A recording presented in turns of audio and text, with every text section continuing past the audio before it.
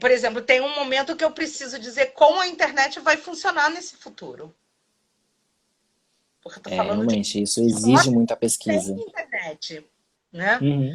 E assim, no contexto da história, não poderia ter.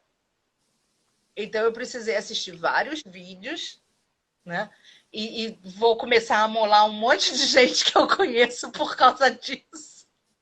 Para saber se como eu construí a ideia de como a internet vai se manter, né? É Uhum. factível.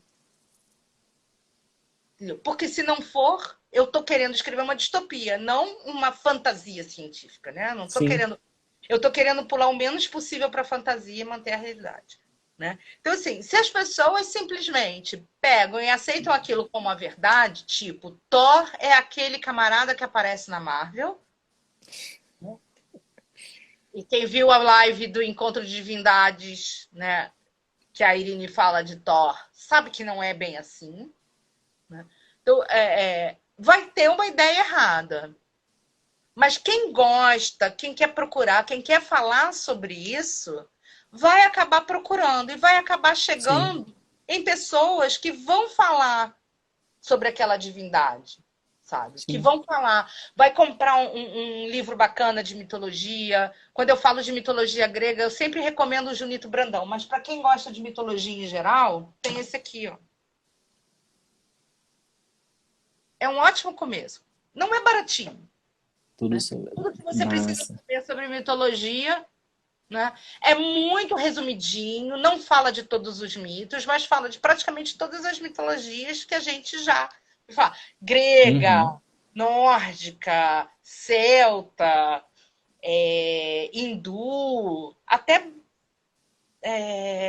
acho que até africana e brasileira também, mas eu não vou jurar. Aí tem um pedacinho que fala de como surgem os mitos e tal. Então, assim, não, eu não vejo problema nenhum. É como pegar o exemplo de Coração Valente, né? Eu assisti Coração Valente e achei a história linda. Depois eu fui descobrir que não é nada daquilo, né? Uhum. De repente, se eu fosse falar sobre o filme, né, eu ia pesquisar e ia descobrir que não era nada daquilo. Eu fui Tudo descobrir depende do que você faz com aquilo que te é entregue, né?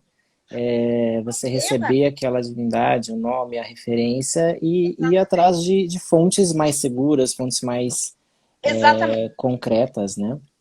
Por exemplo, se você for pegar a história, né, de alguns mitos gregos, como está descrito no Harry Potter,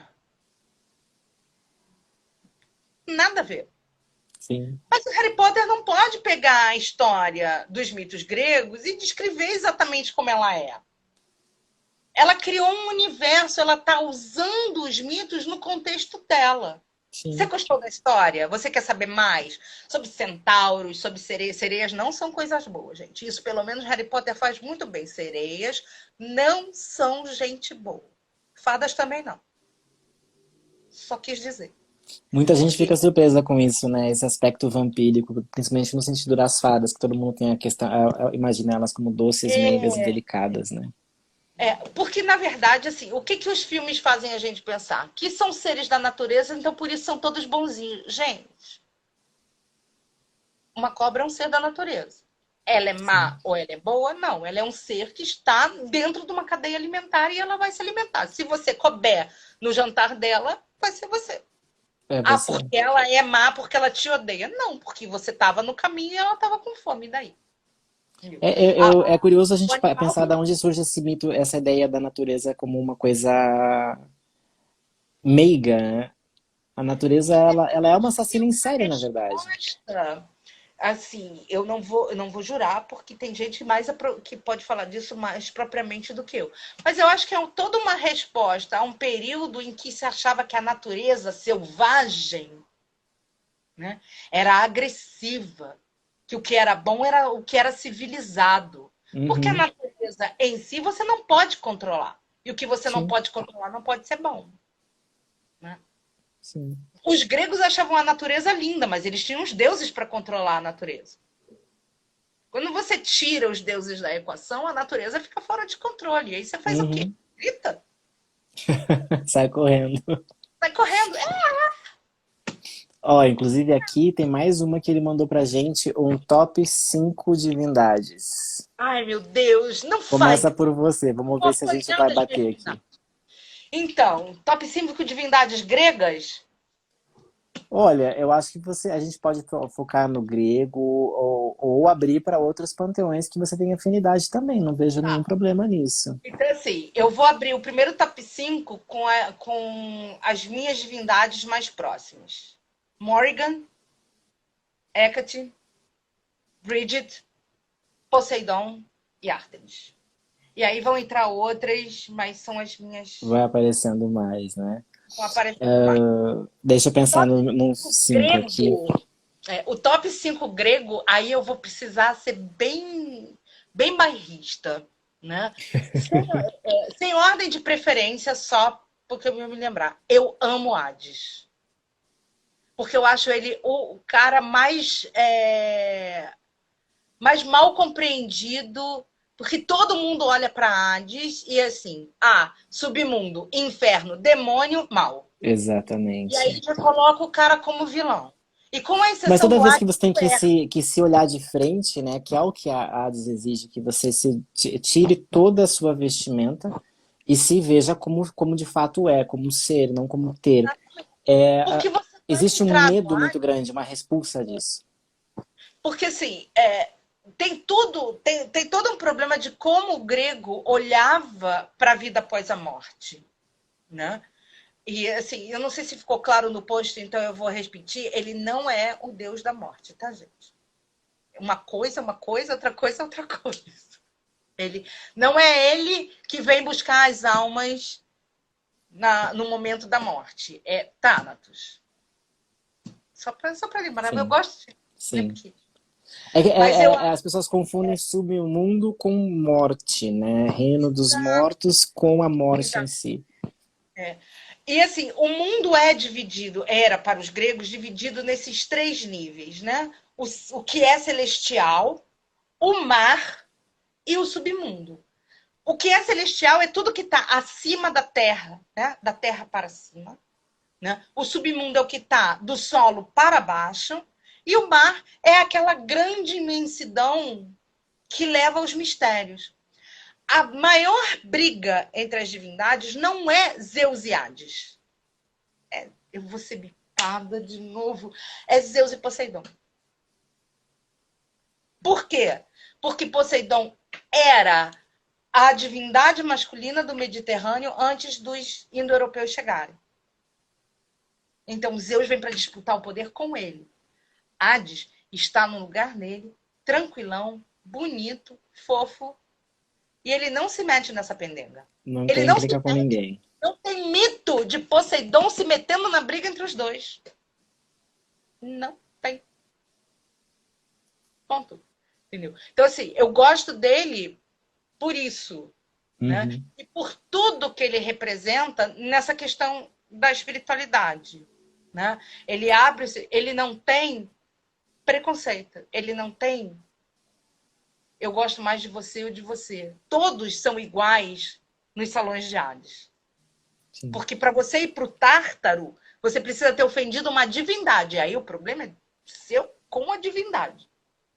Né? Ele não manda no Tártaro. Não é ele que manda você para o Tártaro. É a divindade que você ofendeu. Ele só vai dizer... E, inclusive, não é nem ele que abre as portas do Tártaro. Porque as portas do Tártaro, que são portas de bronze, e o bronze está muito associado, né, ao celestial, ao divino na mitologia grega, as portas do Tártaro ficam no fundo do mar, no fundo do oceano, e são guardadas por Poseidon, não por Hades.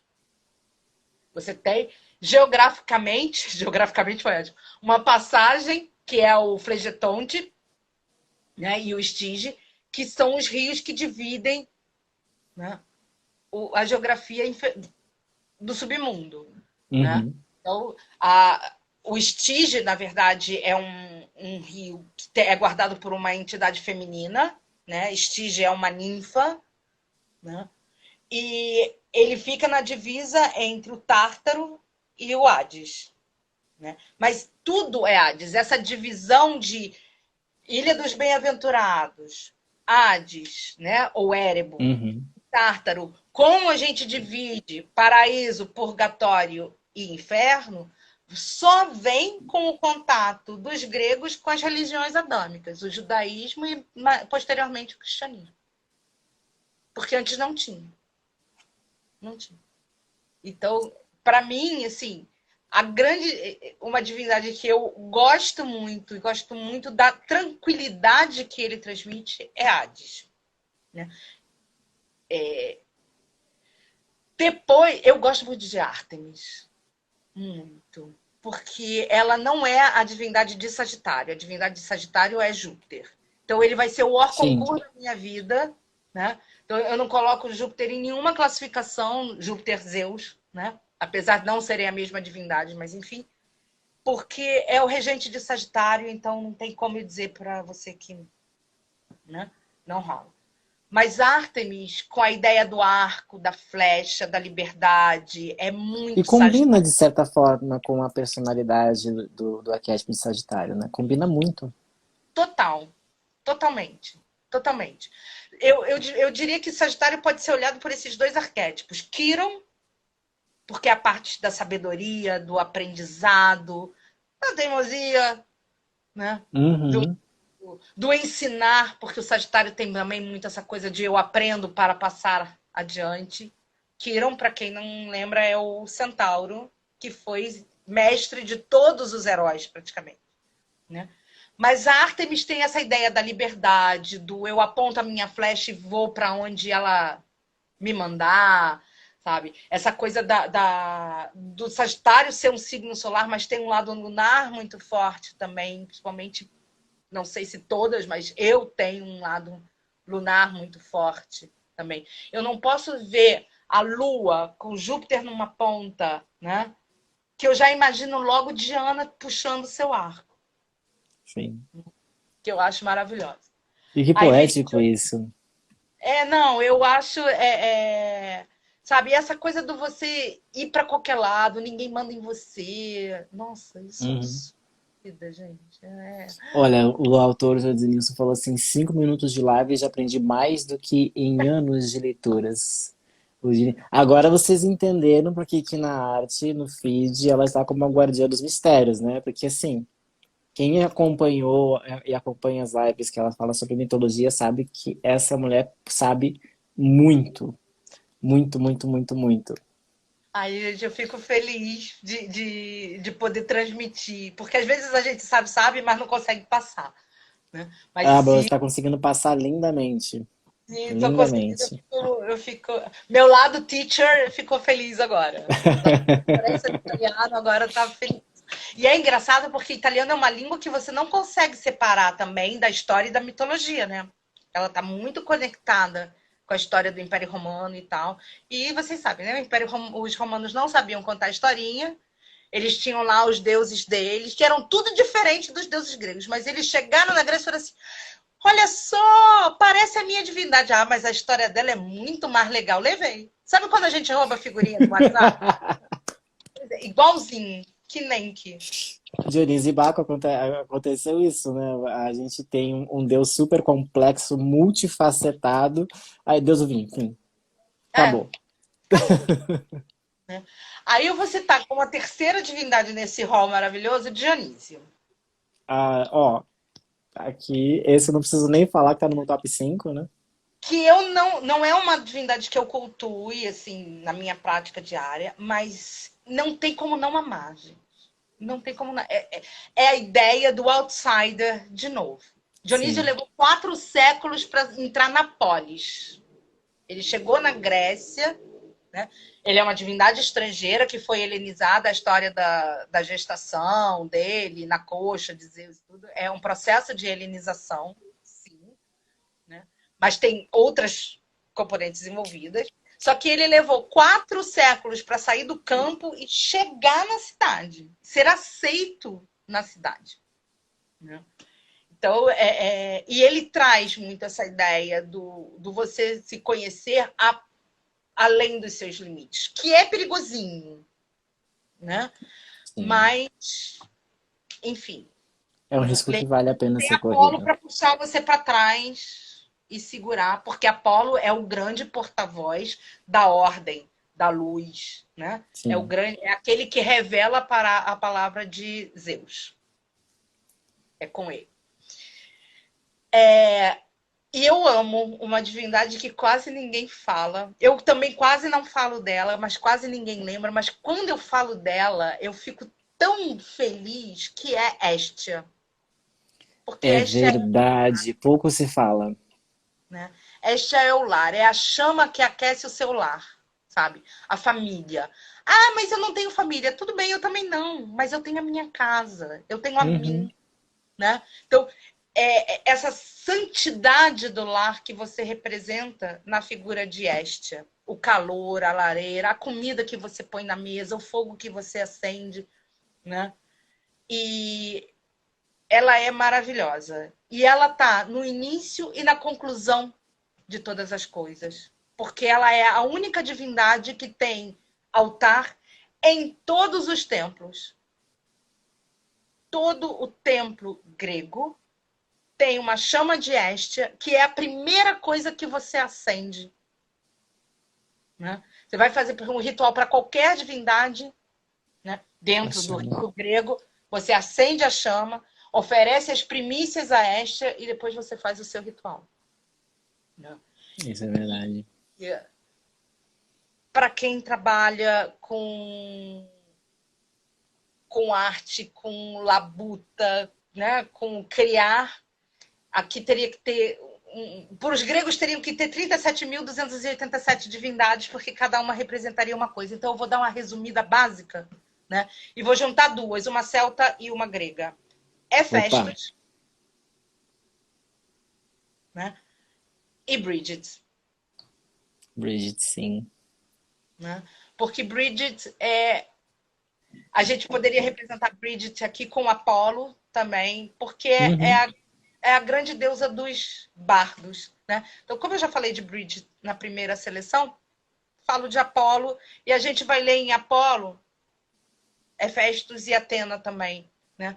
Porque, para quem escreve, os deuses da inspiração são tudo. Né? Isso é verdade. Se a gente hoje escreve, a gente deve aos escritores que tanto abençoaram Apolo, né? Tanto foram abençoados por Apolo nas suas. Tudo começou lá, né? Tudo que a gente faz enquanto escritor, enquanto artista hoje, Exatamente. começou com esse pezinho de Dionísio, Apolo, e veio caminhando, se desenvolvendo até Essa aqui. tensão entre essas duas divindades é o que a gente faz até hoje. Sim, Forma e conteúdo. Né? exatamente. A tentativa de equilíbrio entre as duas coisas é que cria as histórias pra gente. É nessa corda bamba que a gente vive. Então não tem como mencionar um e outro. Agora, eu amo todos eles, gente, porque cada divindade tem um aspecto maravilhoso. Existem divindades que a gente não nomeia? Sim. Né? Mas existem divindades que a gente prefere ignorar, porque elas, na verdade, elas não são nem exatamente cultuadas, porque elas são só aspectos, né, que a gente meio que melhor deixar para lá. Né? Mas todas as divindades, pelo menos as 12 que compõem o panteão grego, elas têm uma função na construção do mundo, né, que a gente não pode ignorar. Desde as Uhum. moiras, comandando o destino, né, até as Queres e Thanatos, que sinalizam um final. Né? Que Sim, até um determinado momento para o grego terminava ali, e depois com as religiões de mistério a gente tem a questão da vida e morte e renascimento e todas as. Né? E todos exatamente. A os gente começa a analisar a desdobramentos. partir de um ciclo e não de uma linearidade, né? Exatamente. Exatamente. Né? Mas toda busca do herói grego, né, pela honra e pela glória era para manter a imortalidade. Porque a imortalidade para o grego não era a vida imortal, era o seu nome reverberado pela eternidade. Além de você, exatamente. Para que ele não perdesse, né, a sua forma, né, e fosse sempre lembrado. Essa busca da imortalidade grega tem um pouco a ver com isso também. Né? Não é viver eternamente, é ser lembrado eternamente. É verdade. Então, Caramba, que delícia essa viagem toda. Que delícia isso. Viagem. A galera aqui nos comentários está super animada também. Rolou aqui várias questões querendo saber qual que é a cadeia alimentar das sereias e das fadas. Perguntaram sobre sereias reais. O que mais Então, as aconteceu sereias aqui? gregas, não sei se todo mundo sabe, elas eram pássaros, né? Metade mulheres e metade pássaros. E elas tem vários mitos de como elas foram transformadas, né? Alguns dizem que foi Afrodite que transformou, né? Outros falam de outras divindades femininas e elas ficavam nas encostas ali entre a Sicília e a Itália, que é um mar de difícil transição passar ali, e elas atraíam com o canto os navegantes, né? E que elas teriam sido transformadas em peixes depois da passagem de Ulisses. Né? Que aí elas tentam se afogar no mar e se transformam em metade mulheres, metade peixes. Mas os mitos são vários, vários, vários, vários.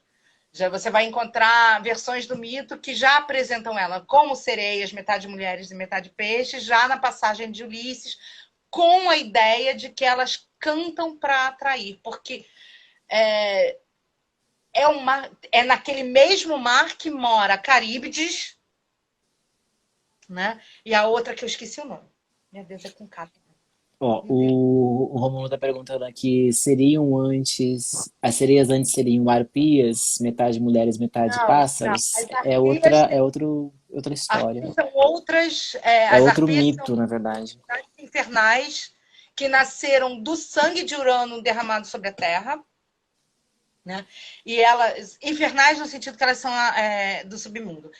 Elas não são exatamente comandadas por Hades, mas elas são comandadas por qualquer divindade que queira punir. Elas são as vingadoras das mortes violentas, especialmente dos assassinatos familiares, parentais. Fineu, que era um adivinho, né? Que quem viu a história do Perseu na Fúria de Titãs é outro filme também. Quando a gente fala de mitologia grega, dá vontade de chorar. Ele é atormentado pelas arpias que não permitem que ele coma. Né? Então, elas não são as eríneas. As eríneas são as fúrias romanas, né? Mas elas vingam os crimes, elas são comandadas pelas divindades para punir os mortais por alguma bobagem que eles fizeram. Isso, eu acho interessante você comentar essa questão das arpias, né, como divindades do submundo, né?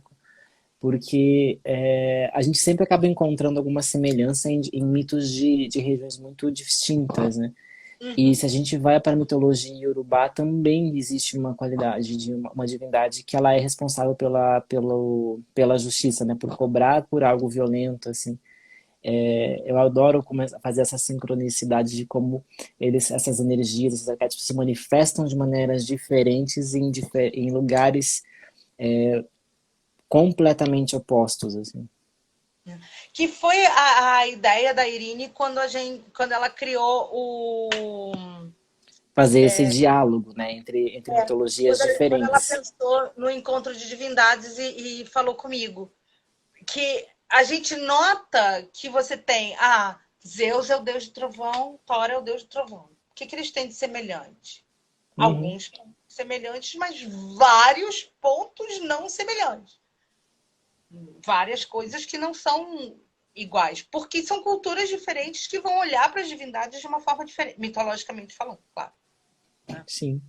E você vai encontrar isso em várias, né? Então, por exemplo, a gente quando fez o Deuses da Guerra, a gente chamou o Cláudio, que é o sacerdote lá do Círculo de Brigantia.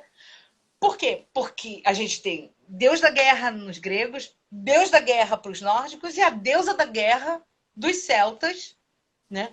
Que são que elas têm mais ou menos o mesmo elemento e mais ou menos os mesmos atributos, mas quando você vai olhar de pertinho, não são a mesma divindade. Sim. Ah, eu vou cultuar o fulano porque eu gosto do ciclano, mas eu tenho mais afinidade com esse panteão, então eu não vou fazer aqui, vou fazer aqui. Não vai dar ruim. São coisas diferentes, são energias São diferentes. energias diferentes. Né? Embora sejam todas divindades da guerra. Por quê? Porque cada povo vai lidar com a guerra de uma forma diferente. Os gregos olhavam para a guerra de um jeito. Entre gregos e romanos, a gente vive insistindo que não é a mesma coisa. Marte, para os romanos, que literalmente seria Ares dos gregos, é uma divindade totalmente diferente de Ares.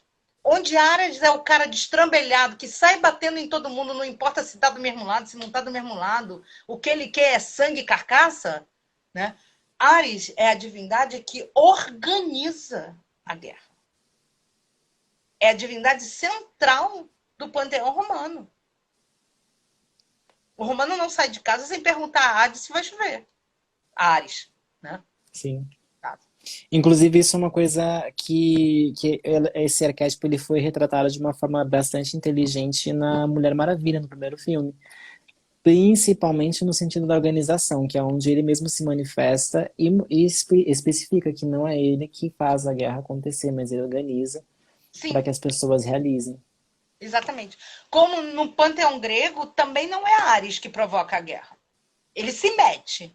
Quem provoca a guerra é uma outra divindade lá que a gente prefere não nomear, inclusive. Que é a discórdia. Faz todo sentido. Né? Inclusive Faz foi todo ela que começou a sentido. Guerra de Troia. Ninguém lembra disso, mas foi ela que começou a Guerra de Troia. Caramba, caramba. Por causa de uma maçã. A Mas maçã geralmente os maiores conflitos surgem a partir das coisas mais das coisas mais. corriqueiras.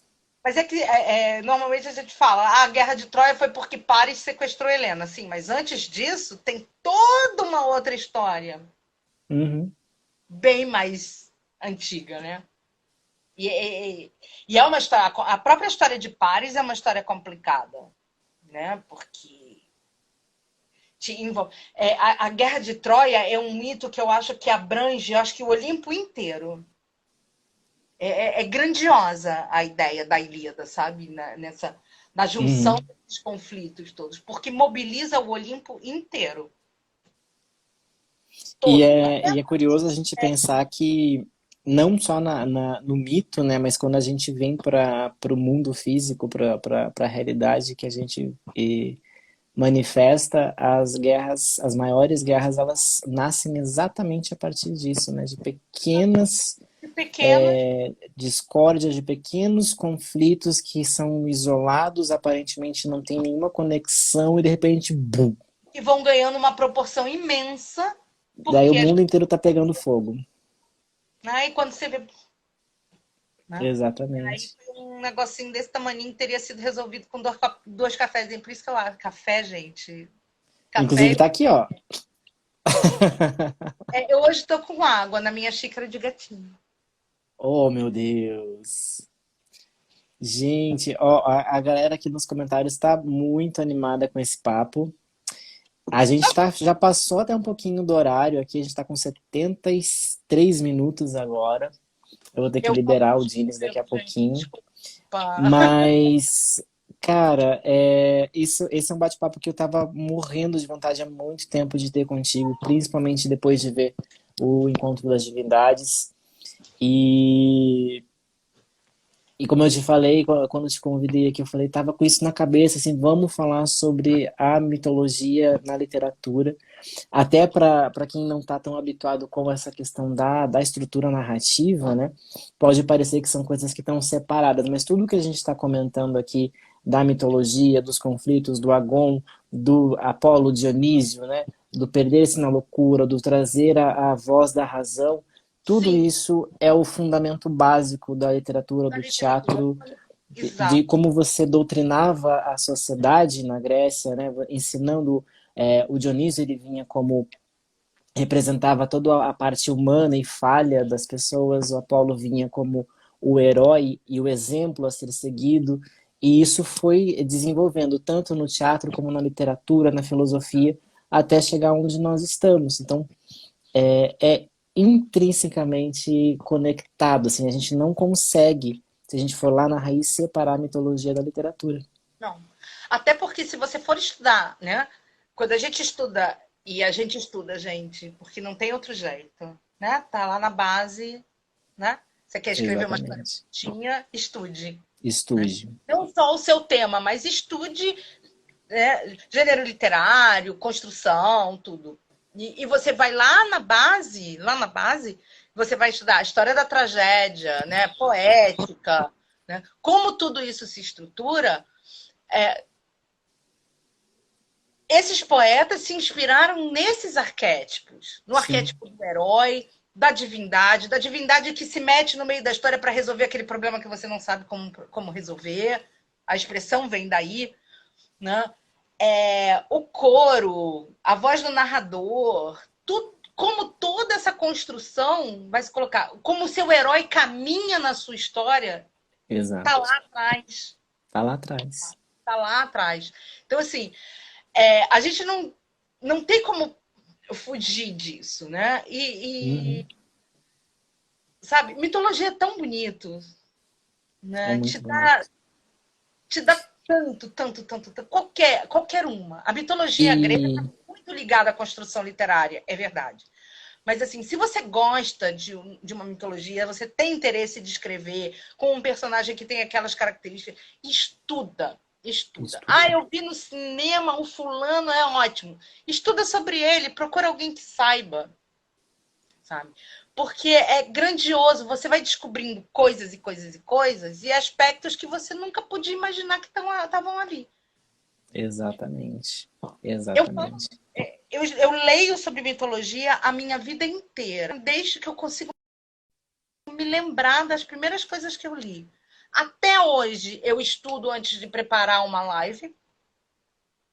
Né? Uhum. Até hoje eu me surpreendo com as coisas que eu descubro, porque fuça num lugar, fuça num autor, fuça no outro, porque Não algumas tem coisas são fim. interpretativas. Né? A gente está Uhum. falando de mito, gente. A gente não está falando de história que você tem ali documento para comprovar. A gente está falando de mito. Então, tem coisas. Agora, tem que fazer sentido, tá, gente? É igual a interpretação de texto. Se não está no texto, não pode ser. É É. piração, né? Tem que estar ali, tem que fazer sentido, sabe? Mas tem coisas que depois de anos eu vou ler e eu falo assim, como é que isso passou batido pelo meu olhar? Porque às vezes o Uhum. seu olhar não está pronto, às vezes você Para não está aquilo, né? procurando aquilo, né? Quando você vai focado, você descobre um monte de coisas. Exatamente. E é lindo, Exatamente. sabe? É lindo Eu mesmo. já tive várias ideias só conversando com as pessoas. Às vezes eu tô aqui, eu tive uma agora, inclusive. Né? E aí depois você sai, você anota isso num lugarzinho, você sai e vai procurar e você vai ver que, sabe, você juntou um neurônio com outro neurônio e uma ideia que parecia completamente separada estava ali na sua cara o tempo todo. Mas você levou um Exatamente. tempo para repetir com isso. Então, ela tá aí. Por mim, ela transpira. E eu tive a prova. Eu escrevi um conto sobre sereia, gente. Não é coisa boa. Não termina bem. É. Sereias é complicadinho isso. É. E eu fui apresentado esse aspecto da sereia e da fada como algo não bom já desde muito cedo, assim. Então eu sempre fiquei um pouco chocado com a visão de algumas narrativas, de alguns audiovisuais, porque ela parece uma coisinha bonitinha. Caraca, mano, não é nada disso. Não é nada disso. Né? Não é nada disso. É claro que a gente tem. Você pode ter interpretações, né, assim, por uma linha mais psicanalítica, que tem uma referência mais, né, da psique humana, como é que isso se aprofunda nas nas pessoas, mas mesmo mitologicamente, se você tiver só a questão mitológica, né, do que era o mar para aquelas pessoas que não tinham instrumento. Hoje a gente tem GPS, gente. Sim. E tudo bem que o Mediterrâneo é uma poça, mas é uma poça grande pra caramba. Exatamente, Né? exatamente. As pessoas se perdiam. Ulisses deu uma exagerada? Deu uma exagerada. Porque 10 anos para ir de Copacabana a Ipanema ficou um pouco difícil de explicar. A Poseidon verde? Não, porque se você olha no mapa, Troia, Ítaca, é tipo Rio Ele Angra se dos Reis. perdeu um pouquinho no meio do caminho, né? Deu uma opa, assim. Caminho. Talvez tenha Mas passado aí, ali pela China, pela costa da China, enfim. né? Tipo, ele foi visitar Marco Polo. Só pode. E eu, por favor, eu tenho que explicar, porque às vezes as pessoas. Eu sei que são épocas diferentes, tá, gente? Marco Polo vem 500 milhões de anos depois. Eu só tô fazendo um xiste, né? Tipo, né? É porque a Liberdade cronologia poética aqui. é uma coisa complicada de, né? Eu sempre brinco com isso. Mas a ideia é que você era um barco à vela, gente. A remo, a vela. Então, se não tinha vento, tinha que remar no braço. Vocês já remaram? Para ver como é Nossa, difícil. eu acho que eu ia levar 20 anos remando. Eu não ia sair do 20 mar. anos.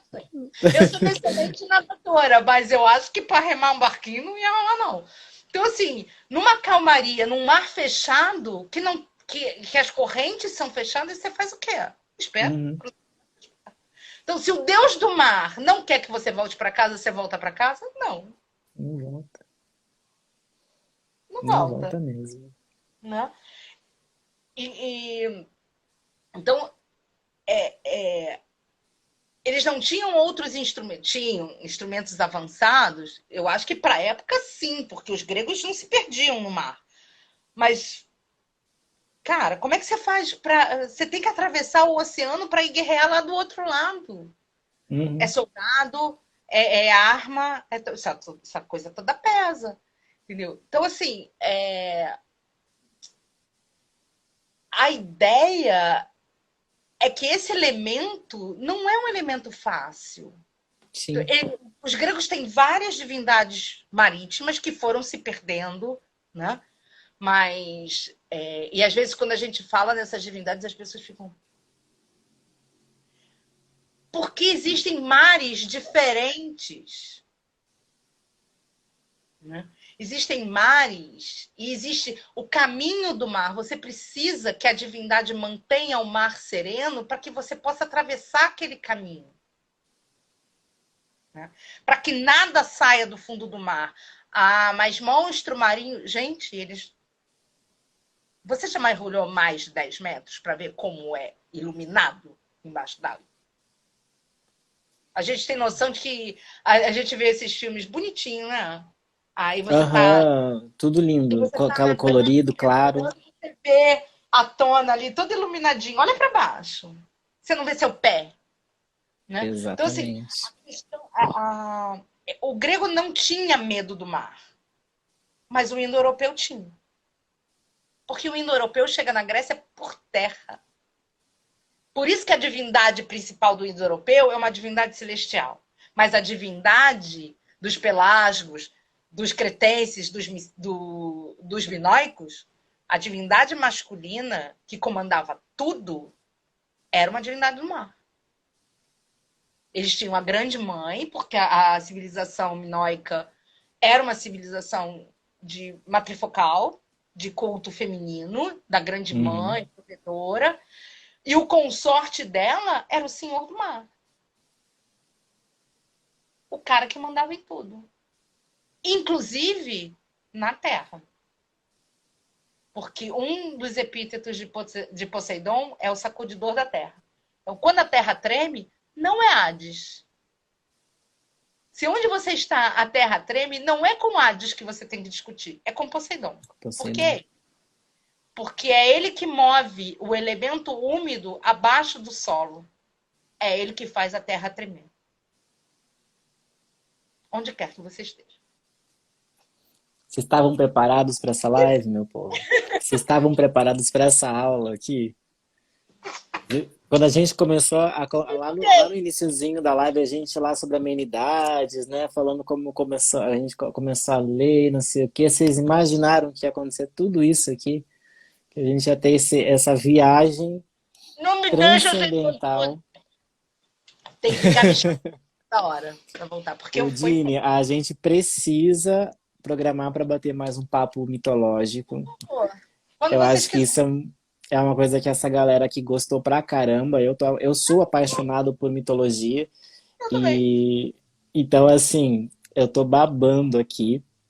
Gente, nós batemos aqui 76 minutos de live e nós temos um segundo adendo que é a minha bateria que bateu 10%. Então eu vou ter que me despedir da Aldine de vocês hoje, Muito obrigada pelo mas convite. imagina, é um prazer imenso estar com você aqui, com todos vocês que estão acompanhando a gente. Esse foi o nosso retorno da live de quarta-feira. Agora a gente está com uma programação um pouquinho diferente, então ela vai acontecer menos vezes para dividir mais as lives do programa, que tem a live das meninas de segunda, tem a live especial de sábado, mas estaremos de volta aqui e Eu eu tô vou tentando programar. acompanhar tudo. Você sabe que eu sou fã do Cultura e Sim, eu você tô. está sempre por Eu aqui, dando o maior apoio pra gente, isso é muito adoro. especial. E eu vou, né, programar aqui pra gente bater mais um papo desse, que eu Quando acho você que tem muita coisa para se falar sobre essa mitologia toda aí. quiser. Inclusive, vocês que estão assistindo aqui, manda sugestões em box de temas, de curiosidades que vocês ficaram a partir do que a gente conversou hoje, que vai ser um prazer montar essa próxima live para vocês aqui. De repente, até com mais um convidado para a gente expandir esses horizontes aí, esses mares. O que Vamos vocês acham falar. disso? Bora? Bora Bora. mandar essas sugestões para nós aqui? Udine, Mandem sugestões para os obrigado. drops também. E aguardem que vem mais um próximo quadro de Isso mitologia mesmo. grega no meu perfil.